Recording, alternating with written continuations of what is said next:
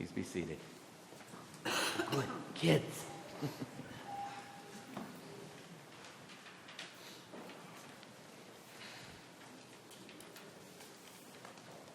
Come on up.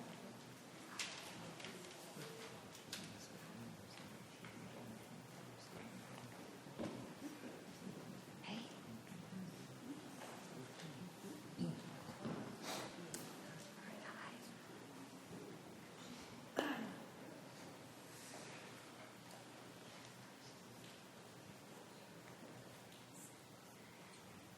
It's really hard to wait for something, isn't it? A birthday, Christmas.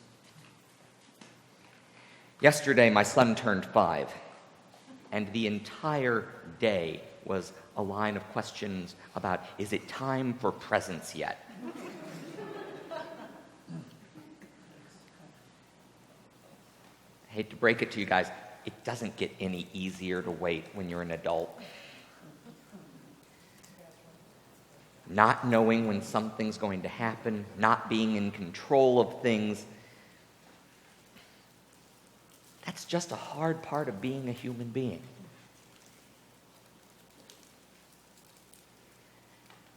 The only secret I know about waiting is that waiting can be easier when we do it together.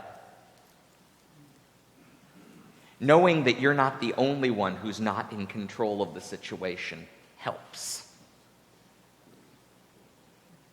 It's not like other people get to go first and then you, but something like Christmas, we're all waiting for Christmas, and we all have to wait for our birthdays, and we all have to wait our turn in line.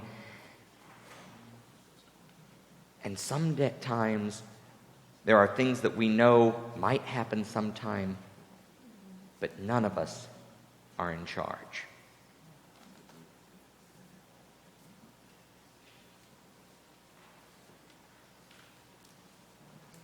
There's a positive side, though, to waiting.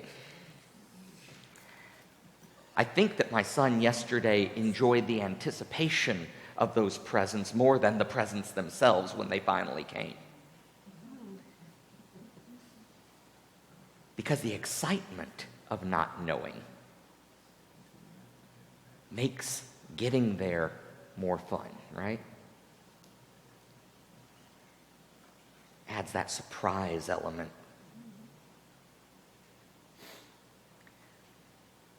All of us, me, your parents, all the other adults in the congregation, we're in a time of waiting now too. Advent. And we're here because we're not good at waiting either. And we need to be back in boot camp and be taught once again that it's okay to not be in control. And you guys can help us with that. Help remind us that the waiting isn't just about not being in control, but it's also about the excitement of what's coming. Advent is something that we do together. All of us. Even you guys. Especially you guys. Helping us to remember the joyful anticipation of Christmas.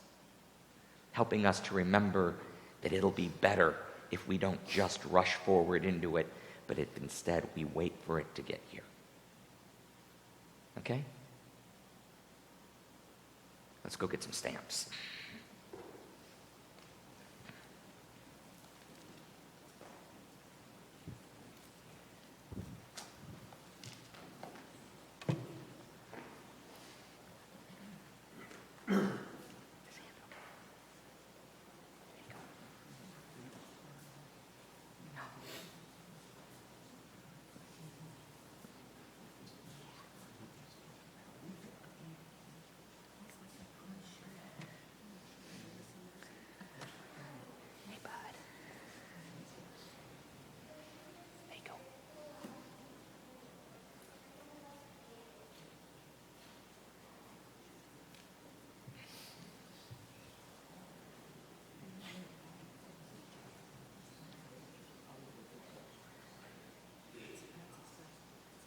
Back in the 1950s, an American Buddhist named Paul Reps made plans to travel to Korea to study with a Buddhist master there.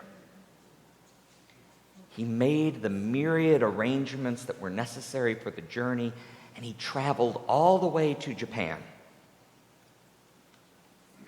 In Japan, he went to the passport office to get his visa stamped so that he could make the last leg of the journey and finally get to Korea to study with the famous teacher. Unfortunately, because of the war that was currently taking place in Korea, his request for the visa was denied. Reps was disappointed. He was angry. He had spent years of his life planning for this. He had traveled thousands of miles from his home, and he was being turned away at the final point of departure.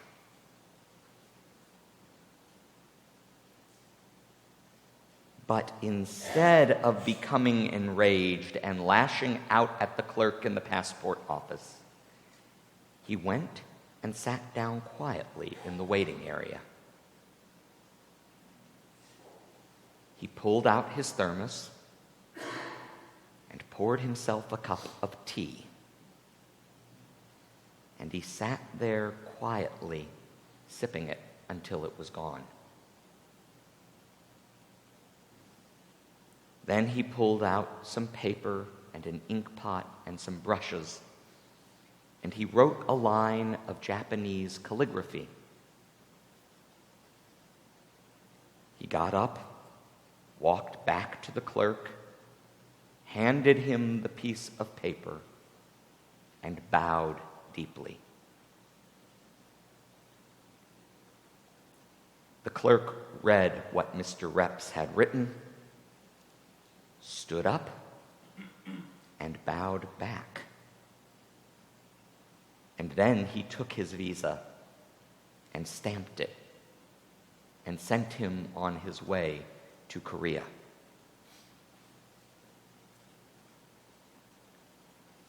What had Paul Reps written that so moved the clerk?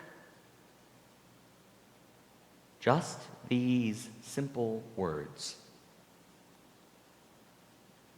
Drinking a cup of tea, I stop the war.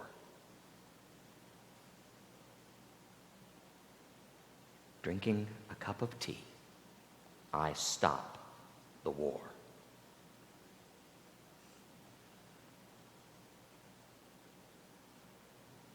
External conflict is always a manifestation of internal conflict. We don't know how to sit with the uncomfortable sense of not being in control. So we attempt to force control. And when we attempt to force control, we inevitably end up doing violence to others and to ourselves.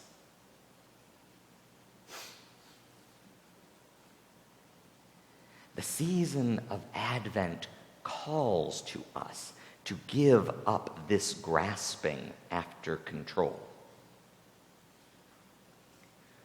When we discover that we can be still in the midst of the maelstrom, when we learn to relinquish our never-ceasing striving to control our own lives and the lives of others, then we can begin the journey toward being ready for things about which we know neither the day nor the hour.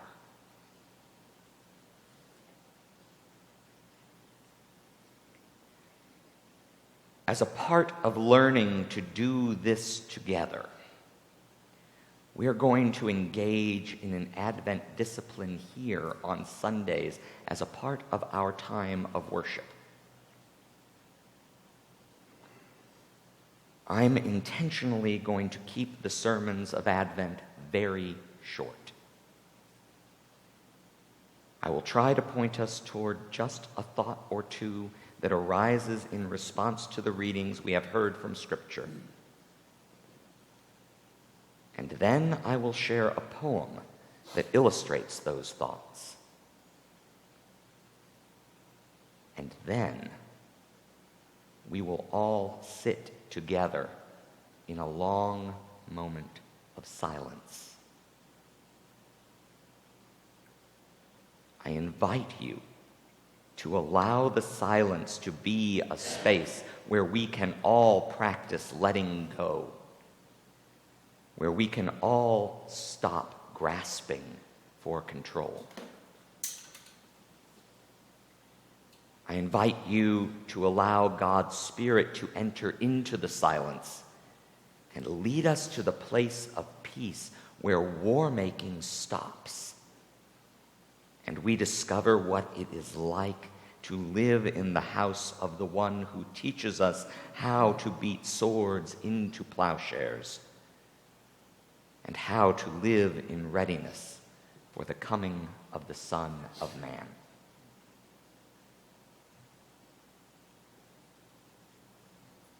Our poem today is by Wendell Berry, and it's entitled "The Peace of Wild Things."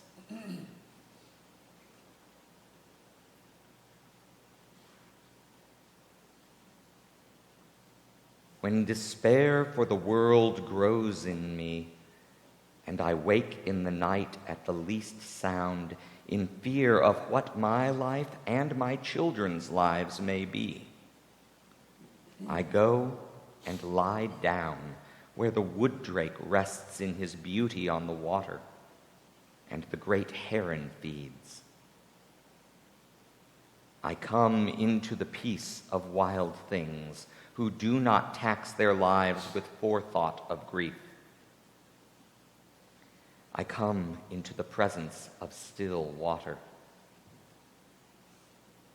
and I feel above me the day-blind stars waiting with their light.